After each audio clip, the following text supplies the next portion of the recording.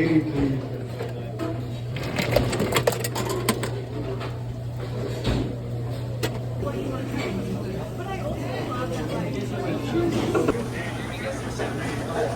Guys, আমেরিকাতে এখন summer চলতেছে, তা আবার মার্চের মিডিলে শুরু হয়েছে, সেকেন্ড উইকে। বাট টেম্পারেচারটা আমি আপনাদের দেখাতে চাচ্ছি একটু কাইন্ডলি। তোমার ফোনটা দাও তো, লক আনলক করে দাও। পার্সোনাল তো অনেক জিনিস আছে ভাই। পার্সোনাল না, আমি জাস্ট টেম্পারেচারটা চেক করবো। এখন লস অ্যাঞ্জেলেসে টেম্পারেচার কত? 13 ডিগ্রি। ও মাই গড,